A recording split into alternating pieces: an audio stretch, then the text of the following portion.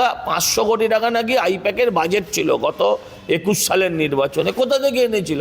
আচ্ছা আপনি আমায় বলুন তো, এই যে বীরভূমে যায় যে লোকটা হেলিকপ্টার করে, হ্যাঁ আপনি আমায় বুঝিয়ে বলুন এখান থেকে বীরভূমের কত টাকা লাগে ভাড়া হেলিকপ্টার নিতে গেলে? হেলিকপ্টার একে কেউ ফ্রিতে দেয় না, অভিষেক বন্দ্যোপাধ্যায়কে কেউ ফ্রিতে দেয় না। আপনি আমাকে বলুন এই একটা হেলিকপ্টার যদি এখান থেকে বীরভূম যেতে হেলিকপ্টার ব্যবহার করে, হেলিকপ্টারের ভাড়া কত?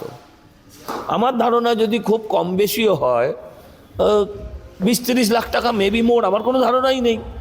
হ্যাঁ তার কম তো হবে না। আপনি আমাকে বলুন তো দেখি, একটা লোক এখান থেকে বীরভূম যায় 30 লাখ টাকা খরচা করে, 20 লাখ টাকা খরচা করে, তাহলে তাদের কাছে কত টাকা? এদের বাবারা কেউ গৌরী সেনও ছিল না, এদের বাবাদের কারো তেল কলও ছিল না, তো এদের টাকা এলো কোত্থেকে? পার্টির টাকা থাকতে পারে, পার্টির টাকাটা এলো কোত্থেকে সেটা জানতে হবে তো। সব দুর্নীতি। ফলো করুন টাইমস নাও খবর।